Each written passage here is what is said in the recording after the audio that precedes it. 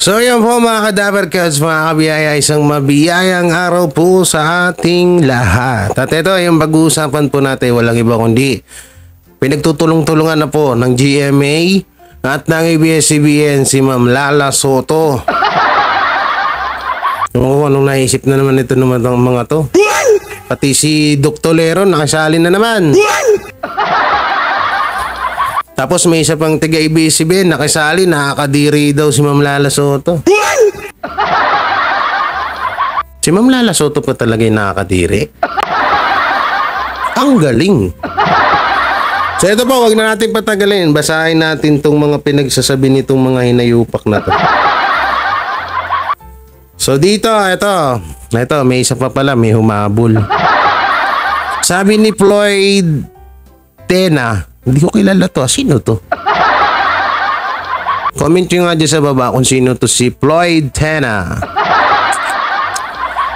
Floyd Tena, kamusta ka na? Siya ba yun? Hindi. Joke. Sorry. Ito sabi niya, bilang magulang, ito lang ang masasabi ko. Mga matatanda lang ang nagbibigay ng kahulugan sa mga bata. Kebs yan. Maniwala kayo. I am bet mas malawak ang pangunawa ng mga bata kaysa sa mga nagsuspinde sa Showtime. Real talk. Mas malawak daw pangunawa ng mga kabataan kaysa sa mga matatanda. Eh di pagpalitin na lang natin, yung bata na lang maging magulang. Total, sabi mo naman, mas malawak ang pangunawa ng mga bata kaysa sa matatanda. Galing no, galing. Basta mema ka din no. Mema sabi lang. Ibig sabihin, useless na pala ang mga magulang ngayon. Wala na palang kwenta mga magulang ngayon. Kasi ikaw na mismo nagsabi, mas may sapat na isip ang bata kaysa sa mga matatanda eh. Ang galing. Ulitin ko yung basa ha, baka sabihin nyo, nagkakamali lang ako. Bilang magulang, ito lang ang masasabi ko. Magulang ka pala, ibig sabihin, mas pinapaniwalaan mo at mas sinusunod mo ang anak mo. Kasi 'di ba sabi mo, mas may isip ang mga bata. Sabi mo yan, hindi ko sinabi yan. Paano naman, magalit ka sa akin, Sir Floyd, ha? Ano, sabi mo, ulitin ko, bilang magulang, ito lang ang masasabi ko, mga matatanda lang ang nagbibigay ng kahulugan sa mga bata. Kebs, yan. Maniwala kayo, And I bet mas malawak ang pangunawa ng mga bata. Yan mas malawak ang pangunawa ng mga bata. Ibig sabihin, wala ka palang, hindi ka na pala dapat maging magulang ng anak mo. Dapat ikaw ang maging anak ng anak mo. Kasi, sabi mo, mas malawak ang pangunawa ng mga bata kaysa sa magulang. Diba ganun naman yun, kahit wala kang sinabi na mas malawak ang pangunawa na nilagay mo, and I bet mas malawak ang pangunawa ng mga bata kaysa sa mga nagsuspinde sa Showtime. Eh di, babalik rin na pala natin ng mundo ngayon, no? Yung magulang, yun na lang magiging anak. Ang galing nyo. Palyado na naman kayo dito. Ay, may masabi lang no. Ulitin natin bilang magulang, ito lang ang masasabi ko, mga matatanda lang ang nagbibigay ng kahulugan. Ano ibig mo sabihin? Gusto mong imulat yung mga kabataan sa ganong larangan? Ibig sabihin, lahat yung ginawa nila Vice Ganda, katulad nung paglipat ng daliri ni Ayon Perez na kakagaling lang sa bunganga niya, ipinahid niya sa icing, tapos inilipat niya sa daliri ni Vice Ganda. Ito si Vice Ganda naman, tumirik ang mata. So yun pala yung gusto mong mangyari or gayahin ng mga kabataan ngayon. Ang lupit mo naman, sir. Saludo ako sa'yo. Bravo, bravo. So, dito naman tayo sa isa, no? Sa isa, saan na yan? Where are you now? Eto. Ang gago ka. Eto, isa sa ano. Excuse me. Excuse me po. Eto, sabi ng ni Sir Eric dyan, salute. Salute. Salute ba to o salute? Salute. Salute. Eric dyan, salute. Paano kaya tamang bigkas dito? Baka magkamali tayo, mademanda tayo dito. Basta, hindi ko kasalanan yan. So, ito sabi niya.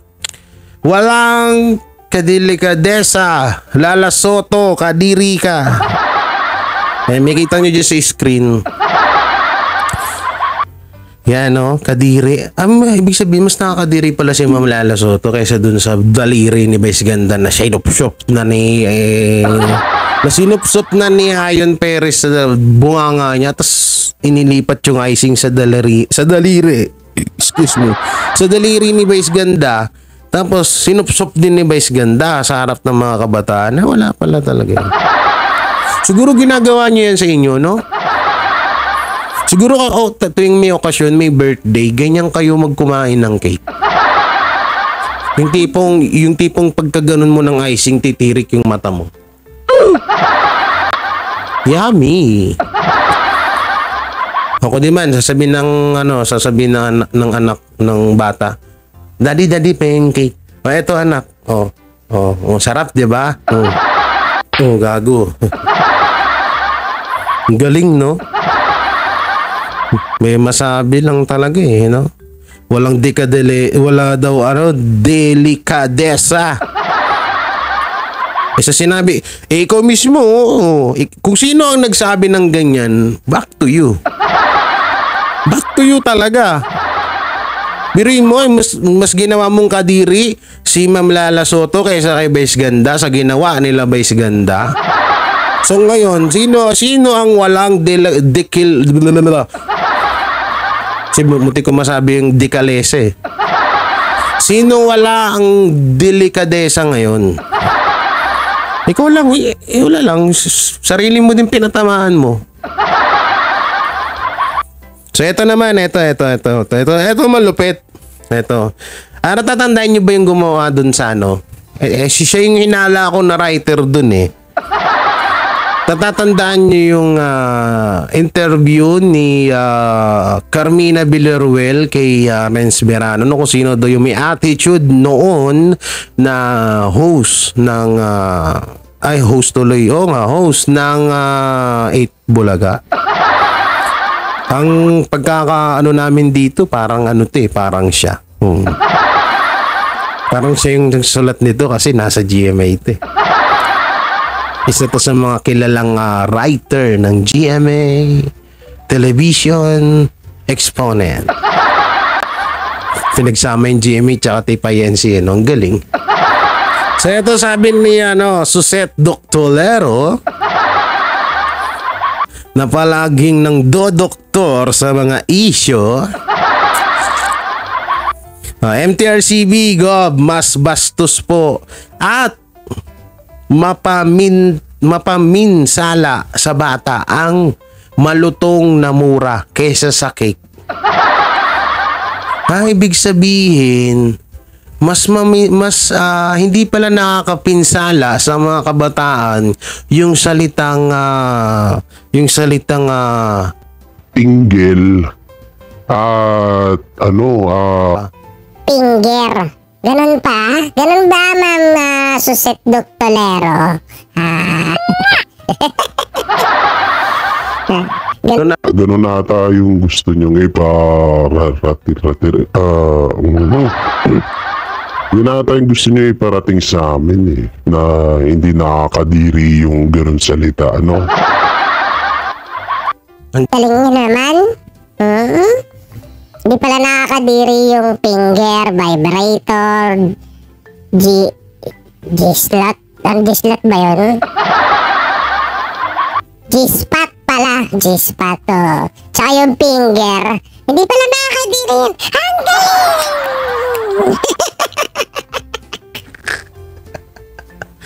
Ay, naku. Ang galing, no? Hindi pala mapaminsala yung ganun salita nila Kim Chiu, nila Bong Navarro, no? Tsaka yung pek-pek shirt, hindi pala nakapaminsala yun.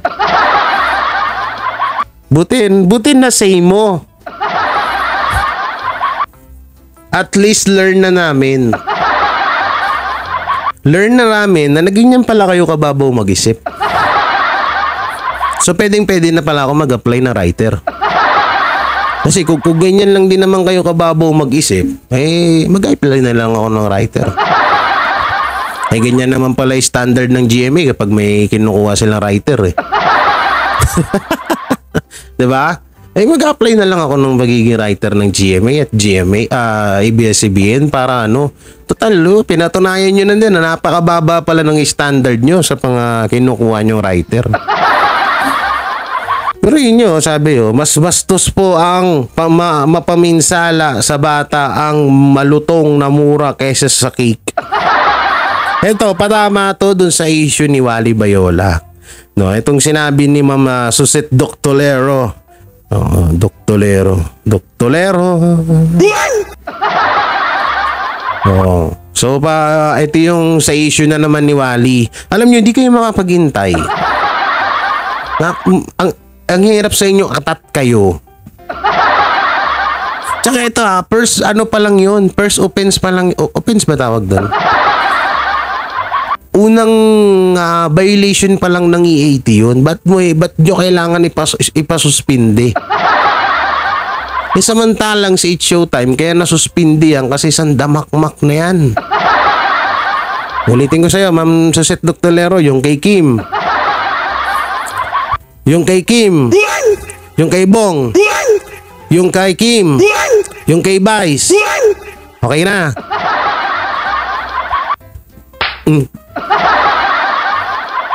Wala lang, nag-stretch lang ako ng kamay.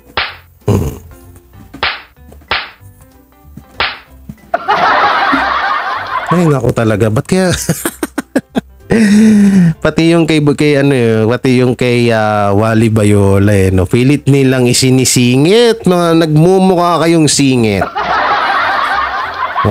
Ito pa para pair It's Showtime fans 1, 2, 1 MTRCB to also suspend EAT for 12 days.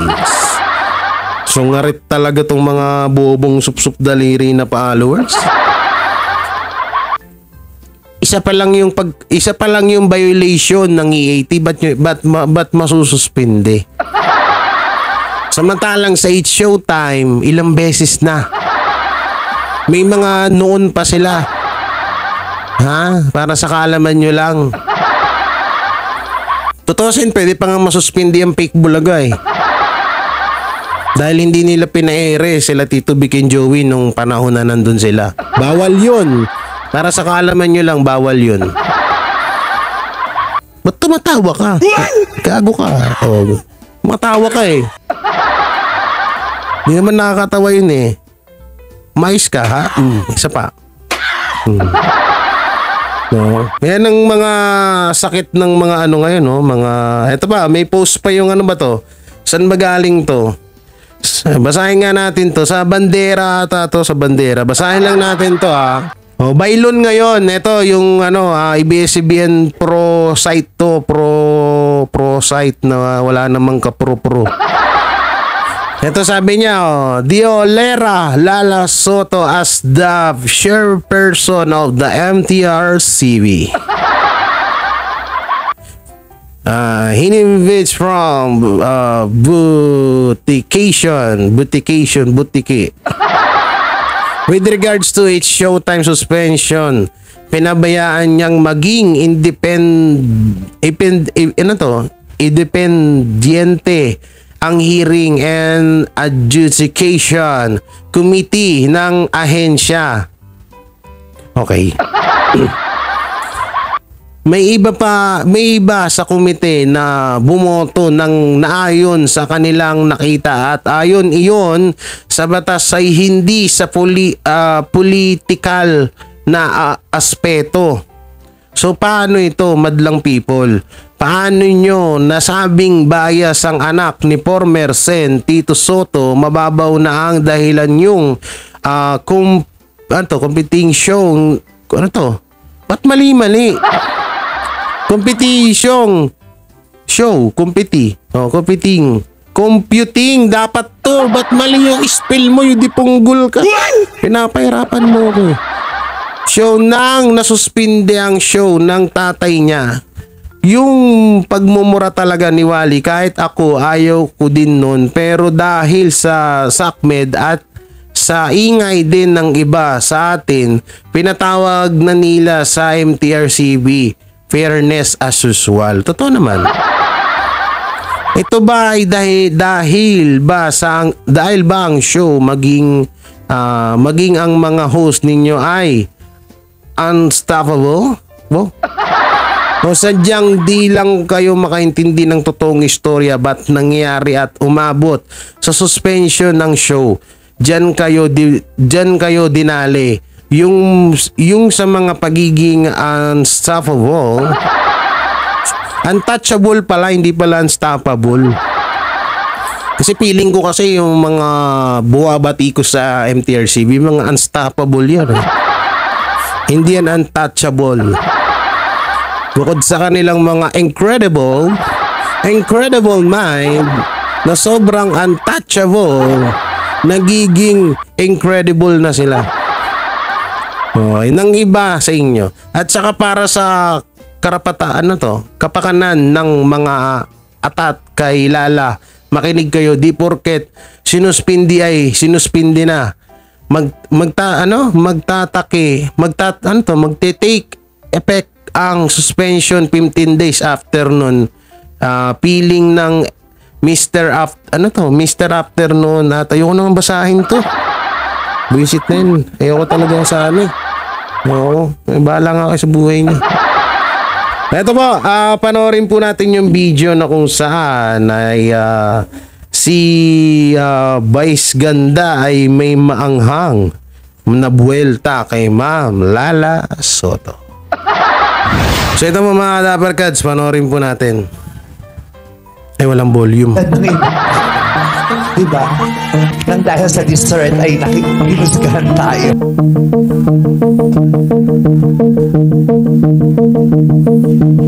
Matapos nga ang naging anunsyo ng MTRCB hinggil sa 12-day suspension ng It's Showtime kahapon, September 4 ay napanood pa rin ngayong araw ang It's Showtime ng live sa telebisyon.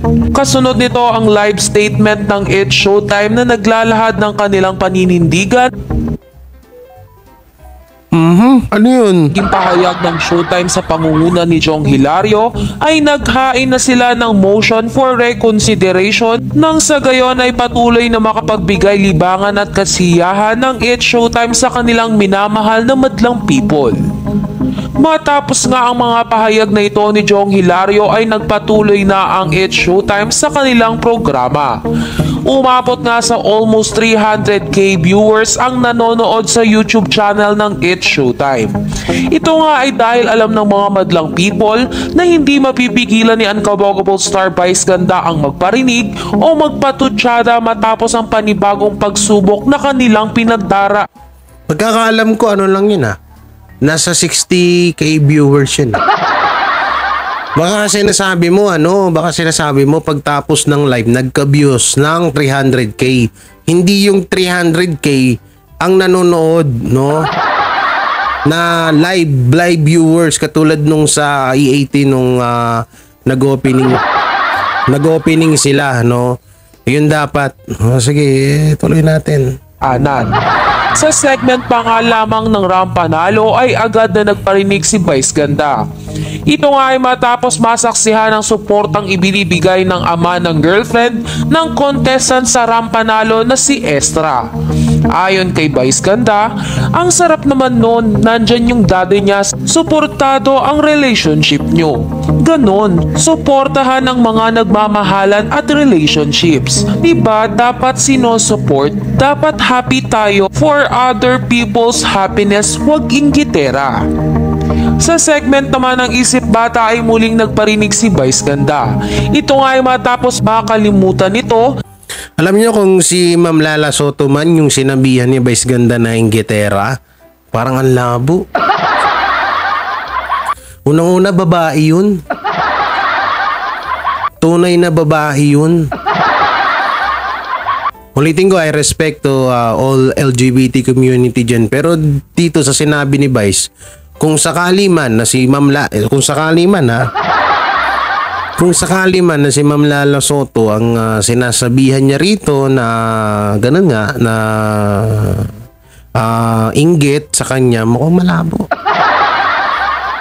Una-una, napakaganda ni Ma'am Lala Soto. Ba't ka tumatawa? Gago ka, matawa ka. Una-una, napakaganda ni Ma'am Lala Soto. Pangalawa, napakabait. Pag nakapakausap nyo ng personal nyo, akala nyo magtotropa lang kayo eh. Kasi nasasabi namin to kasi nakasama namin siya. Eh kayo hindi, kaya inggit kayo. Ngayon, kung may kakainggit man si Ma'am Lala Soto kay Vice Ganda, ano yun? Parang wala akong maisip kasi kung sa sikat, masikat talaga si Vice Ganda. Sikat. Ikaw ba naman kumain ng icing trick ang mata? Sikat ka talaga. No? So kung sa sikat talaga si Vice Ganda. Hindi naman natin yung ano ba tawag dun? Pinagkakait, no? Lahat naman tayo agree dyan, sikat si Vice Ganda. Pero ano ang ikakainggit ni Ma'am Lala Soto kay Vice Ganda? Kasi pinapalabas niya rito at pinopoint niya na parang again si Ma'am Lala Soto sa LGBT. Hindi ganun. Nakita ko nga doon ang daming empleyado ng mga LGBT. Bakit? Kung against yan, hindi sana walang ganun doon. Sira ulo, hindi ganun yun. Ewan ko ba dito? Buba. Ito mga kadabarkad, so wala pong boses yung karugtong na video nung kaya tumalon na tayo dito sa isang video. Ito po, pakinggan nyo. Vice Ganda, may matinding banat kay Lala Soto.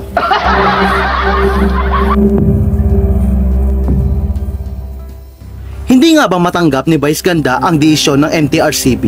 Hindi. Masama nga ba ang loob ni Vice Ganda kay MTRCB Chairman Lala Soto? Oo. Dahil sila lang ang pinatawa nito ng suspension at hindi ang noontime show ng kanyang ama na si Tito Sen. Hindi nga muling napigilan ng komedyante na si Vice Ganda na magpakawala ng patama laban sa chairman ng Movie and Television Review and Classification Board o MTRCB na si Lala Soto. Ito'y kasunod ng desisyon ng MTRCB na suspindihin ang programa nila na It's Showtime. Nitong Lunes, September 4, lumabas na nga ang hatol ng MTRCB hinggil sa ginawa ni Vice at boyfriend niyang si Ayon Perez sa segment nilang Isip Bata. Matatanda ang inulan ng reklamo ang MTRCB hinggil sa malisyosong pagtikim ng icing ni Vice at Ayon sa segment. Ayon sa MTRCB, maituturing na indecent o hindi decente ang ginawa ni Vice at Ayon, lalo na sa harap ng mga batang contestant. Matapos nga ang ginawang pagdinig ng MTRCB, napatunayan nilang lumabag nga ang It's Showtime. Kaya naman bilang parusa, pinatawan nila ang It's Showtime ng 12 araw na suspension. Samantala, hindi na nga napigilan ni Vice ang kanyang emosyon. Lalo pat sila ang sangkot kaya pinatawan ng suspension ng MTRCB ang It's Showtime. Hindi naman lingid sa kaalaman ng marami na isa si Vice Ganda sa original host ng It's Showtime. At hindi may kakaila na mahalaga sa kanya ang show. Sa kanyang Instagram account ay nagpakawala nga ng isang cryptic post si Vice na mistulang buwelta niya sa sunod-sunod na panggigipit sa kanila ng MTRCB. Panggigipit. Sa nasabing post, ibinahagi ni Vice ang masasayang larawan nila ng kanyang mga kasamahan sa It's Showtime. Kalakip nito ang makahulugang caption na "In the middle of every difficulty lies opportunity." Sa Tuesday episode naman ng It's Showtime ngayong araw, nagparinig din si Vice hinggil naman sa pagkakaroon ng madaming blessings. Aniya, ganyan talaga pag madami kang blessings, para kang namumukadkad na isang rosas. Nagsuot din ng pink si Vice sa tila paraan ng pagpapakita niya ng suporta sa mga kakamping o sa partido ni Leni Robredo na kalaban ng kasalukuyang administrasyon. Samantala, naniniwala naman ang kaibigan ni Vice na si OG Diaz na may pinagdadaanan ngayon si Vice dahil sa ipinato sa kanila ng MTRCB. Ani ni OG, sa pagkakaalam ko, sa pagkakakilala ko sa kanya, may pinagdaraanan ngayon yan. Siguro yung mga alam mo naman niyang si Vice, di ba? Sobra siyang immersed dun sa It's Showtime and sobra niyang minahal yung show. So kumbaga, siya yung punot dulo kung bakit hanggang ngayon sumisipa pa rin sa ratings ang It's Showtime. Syempre andun na rin yung mga ibang co-hosts, pero siya yung pinaka-posted dun eh. Tapos syempre di ba may mga issue sa MTRCB ganyan na kino-call out palagi. Konting kibot kino-call out sila ng MTRCB o ng mga netizen. Syempre, kung kilala ko si Vice, feeling ko isa yun sa kanyang mga dinaramdam na parang sa kabila ng lahat ng pagpapasaya namin sa mga tao, eto pa yung kanilang nakukuha. Basa ko lang naman yun sa mukha ni Vice ha. Grabe, no? Grabe yung Oo, yung pagtatanggol ni OG Diaz. Grabe. Apektado daw si Vice kasi sa suspend. 12 days lang yun Tsaka ito maraming nagsasabi, nagko-comment sa comment section na sabi, kawawa naman yung mga pamilya, magugutuman. Sabi ko, paano magugutuman? 12 days lang yan. Tsaka di hamak, mga artista yan, ang nakakaawa dyan, sa totosin lang, yung mga staff, pero hindi kasalanan ng MTRCB yan, kasalanan nila Vice Ganda yan at mga host na kung hindi dahil sa kabastusan ng mga pinagsasabi nila, hindi mangyayari ang ganyan. Ganun yun. No? Kaya kayo yung mga dyan, yung mga supporters, lalo ka na OG Diaz. Ito si OG Diaz, may talaga, may pagka-plastic din talaga. Nung nakaraan, pinanood ko yung video niya, ang gulo eh. Di ko alam kung yung MTRCB ba yung pinagtatanggol niya o si Vice Ganda. Naguluhan ako eh. Sabi ko, bahala ka na nga. Ganyan naman si Vice Ganda, nasasanay na kami sa parinig niya. Yun yung parinig niya na hindi katulad nung parinig ni Joey De Leon na may matututunan ka. Dito yung parinig nito, wala eh. So kayo mga ka-Dabbercats, anong masasabi nyo sa mga issue na napag-usapan at mga video na napag-usapan natin ngayon? Comment nyo lang dyan. Tapos ito po pala, bago natin po, nakalimutan ko may isang video pa po pala tayong papanoorin. Ito po yung best friend nyong lahat, si Smigol. So yan na po yung video ni Smigol na kung saan ang title po niya ni ikakabahala daw na MTRCB. Ano naman kaya itong naisipan na naman ito? Sige, pagtsagaan natin, views din. Meron lang po tayong nabasa na isang post. Hindi na natin babanggitin kung anong grupo itong nag-comment na ito. Etong nangyayaring ito kay Vice Ganda ng It's Showtime. Alam niyo naman yung 12-day suspension. Nakikita ko positibo pa rin ang pananaw ni Vice Ganda. Sabi nga niya, posibleng may magandang oportunidad na mangyayari dahil nga sa nangyayaring ito. Dahil nga sa pagkasuspende ng It's Showtime. Yun yung nakikita niya. Pero nakagulat yung panawagan na ito ng isang grupo at hindi talaga malayong mangyari yung ganitong bagay. So, ito ba ay yun na nga Paano namin masusure na isang grupo yan? Wala nga parang ako kaya kong gumawa niyan, edit ko kahit mga pangalan, kahit nga name ng grupo wala Yan ang hirap sa'yo puro ka dada, wala kang pinapakitang sapat na ebidensya. Dapat pinapakita mo kung saan galing yan. Malay ba namin, ginawa mo lang yan. It's Showtime Defender ka malamang. Alangan naman, diba? Nailaglag mo yung amo mo. Hindi ka naman katulad namin, kahit magkamali ang TBJ, sisitahin namin yan. Kaso walang pagkakamali, paano namin sisitahin? Yun yung pinagkaiba namin. Ito yung pinagkaiba namin. Ito sa mga Dabbercats. Yung pinagkaiba namin ng mga TBJ Defender at ng ibang mga vlogger. Katulad, vlogger ng fake bulaga, vlogger ng It's Showtime, na mukhang mga tulongges. No? Ang pinagkaiba namin ganito. Kami, kahit may mali ang TBJ, kapag nagkaroon ng pagkakamali ang TBJ, sisitahin namin yan. Hindi namin yan ito-tolerate na kahit defender kami ng TBJ. No, ay ang pinagkaiba namin sa kanila, sila kahit mali na, sige pa rin. Todo tanggol. Makahimas lang ng ibs na Ayon. So gusto siguro gigil na to kay Ayon si Smigol. Kahit saan man natin tignan, talagang nahahaluan pa rin ng politika yung mga ganitong usapin. Showbiz, politics, religion. Saan tignan? Si Vice Ganda lang naman pilit na kinokonek yung showbiz sa politics. Biro mo yung post niya sa Instagram mo. Diba? Basa mo ba yun? Kung hindi mo nabasa yun, basahin mo. Pang tama sa mga... Tsaka ito lang hindi lang MTRCB ang pinapatamaan ni Vice Ganda sa show nila. Pati yung gobyerno. Yung kapag mamaya nga, pag naanuan ng yung natuluyan na i-terminate yung showtime na yan, iyak kayo dyan lahat. Diba, sports, kahit ang sports nahaluan na rin ng politika. Anyway, sabi na itong grupo, file ka kaya ng candidacy sa 2025. Tingnan natin kung hindi sila magkagulo. Para kasing ironic tignan na marami sa social media ang nakikita natin na totoong haters ni Ano? Ibig sabihin, tatakbong presidente si Besinda. Patay tayo din, di lahat na ng bata ngayon kapag kakain ng icing ng cake, di nagtirikan na yung mata. Patay tayo dyan. Smigol. No? Vice Ganda ko, no? Pero yun nga, sa totoong buhay, di ba? Ang daming nagmamahal kay Vice Ganda, lalong namamayagpag, lalong nagkakaroon ng, lalong yumayabong ang kanyang karera kahit napakarami niyang bashers ko, no? Ang daming awards. Abe, baka bukas, sa makalawa, meron na namang awards ito dahil sa nangyayaring ito. Bakit ganun ang nangyayari kay Vice Ganda?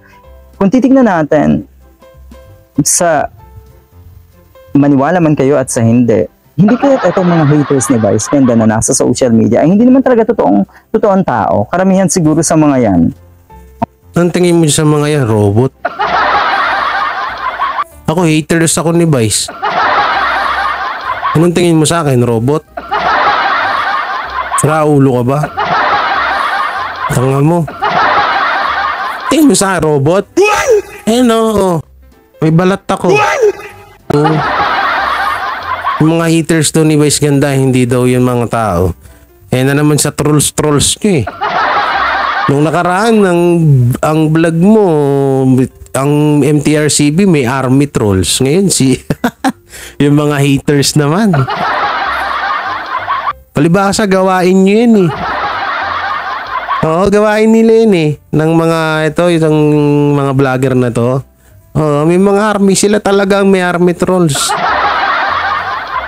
Libre mo pagbibintangan nila MTRCB na may mga trolls daw.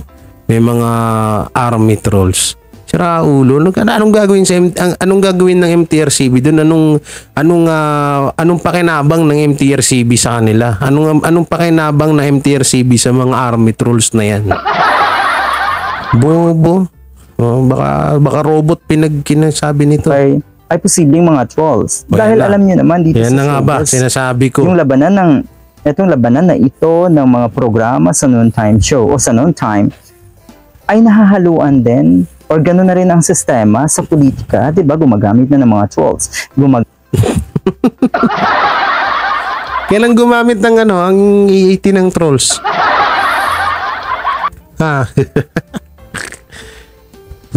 Yung Tape INC, may trolls talaga yung biruin mo, 100k followers, 300 lang na nanonood. Yun, baka masasabi mong may trolls pa talaga yun kasi may kita mo naman, di ba? 100k ang followers nyo. Tapos kahit man lang 10k man lang sana manood sa inyo or 1,000 or 5k man lang sana pwede na Yun talaga yung maiisip mong may trolls. Pero wag mong igaya ang 80 sa sinasabi mong trolls. Dahil yung trolls, saan ba nagsimula yan? Sa inyo yan. Gusto ba ng real talk? Eto, wag pong ma-open ng mga legit dabbercads na kakamping po dyan. No, eto sa Dilawan lang Hindi nyo ba alam sa Dilawan nag-umpisa yung mga trolls na yan? Gusto niyo palang isingit lagi yung politics sa showbiz. Sige, pagbibigyan ko kayo. No? Ang trolls na yan, alam niyo kung saan nagsimula yan? Sa Dilawan. Tapos ngayon ipapasa nyo dito sa amin. No? Ito ngayon, supalpal kayo. Ito, dagdag ko pa ulit. Oh. Kakayan sa Makabayan Black. Oh. Punakay ng punakay BP Sara sa hinihingi niyang pondo. Bakit nung panahon na nangihingi ng pondo si Leni Robredo, 754 million hinihinging pondo, tas wala ka namang pwesto sa gobyerno, anong gagawin mo dun? Diba? Isipin nyo mabuti yun. Tapos yung kay BP Sara, sinisilip nyo yung 150 million na yon. Kasi alam nyo naman kasi kapag sa oras na hindi nyo na ipanalo yung ganyang yung kaso na yan, eh talagang malalagot kayo. Ito, isa rin to. Makabayan Black din yan eh. Yung may mukhang hollow block. Makabayan Black ka pala. May tsura mo, hollow block na puyat. So kailangan kita ng hollow block na puyat. Gamit ng mga grupo ng mga vloggers ang isang programa. Para saan? For God's sake. Diba? Tanga. Hindi kami binuo ng TBJ. Ako ang nagbuo sa grupo namin. Dahil wala pa man tong issue na to, magtutropa na kami. Tanga. Bobo mo.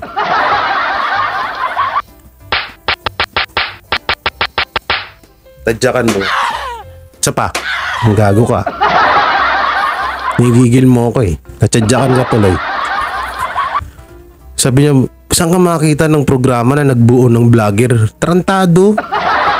Wala, hindi TBJ ang nagbuo sa amin. Sarili namin. Kami ang nagbuo mismo ng nagtatag ng TBJ Defender na to. Lahat ng nagtatanggol sa TBJ, ano ko yan? Binuo ko yan, ha? Para sa kaalaman mo lang. Pinagsama-sama ko silang lahat para isang puwersa sa laban isang puwersa laban sa mga pagkakamali nyo, sa mga maling tingin nyo sa TBJ. Hindi yung sasabihin mo, no, saan ka nakakita noon time show nagbuo ng team ng vloggers? Tanga. Kaya tingnan natin, sigurado daw na may mas pakinabang ang isang katulad ni Vice Ganda kung ito ay tumakbo. Mas may pakinabang kesa kina Robin Padilla, Bongo at Ramon. Tay. Ngayon pa lang nai-imagine ko pag naging presidente or senator si Vice Ganda. Lahat na ng tao pagkakain ng cake nakatirik ang mata. Ay nako. Naku po, huwag nyo naman sana ngayaan na maupo to. Revilla ang mga katulad ni Vice Ganda. Feeling ko kasi politically motivated din etong si Vice Ganda. Or politically motivated etong mga nangyayaring ito sa It's Showtime. Totoo naman politically motivated po talaga ito. Bukod dun sa idea na ang labanan ng mga shows ngayon ay pattern na, parang ginagamit na yung estilo ng mga politiko. Diba? Gumagamit nga ng trolls, gumagamit ng grupo ng mga vloggers. Antindi? Tanga. Ang tanga mo? Kadiri, hindi kaya lumaban ng patas. My God, ang ibig sabihin. Kadiri daw. Kadiri pala. Sino kaya mas mukhang kadiri sa ating dalawa? Yun ang mga kadiri ha. Kaya daw lumaban ng patas. Ba't kayo? Lumaban ba kayo ng patas? Nung senator pa lang nung unang takbo ni BBM, diba? Dinaya nyo rin naman Wala kayong totoong kakayahan. Wala kayong totoong abilidad, kaya kayo ganyan, di ba? Di ba? Stress na stress ka na, matulog-tulog ka naman, no? Yung itsura mo, tulog-tulog ka naman. Sponsoran kita ng sleeping pills. Sleeping pills na hindi ka na magigising. Magkano lang naman yung 31? Sponsoran kasi sponsoran kita ng isang karton. Laklakin mo lahat. Pagkagising mo, yung planeta natin gunaw na. At least natira ka. Ayaw mo pa nun? Oo, maghanap ka ng It's Showtime. Wala nang punong time show ng mga panahon na yun. So yun mga ka-Dappercats, hanggang dito na lang yung video natin at napapahaba na po, no? So syempre ano pong may bibigay nyo na komento sa mga napag-usapan natin. So yun, syempre maraming salamat sa walang humpay na suporta nyo kay Jay Guevara, no? At syempre don't forget to like, share, comment, and subscribe sa aking YouTube channel kung ayaw nyong masipa. So yun, ingat po kayo palagi and God bless and peace. Bye-bye.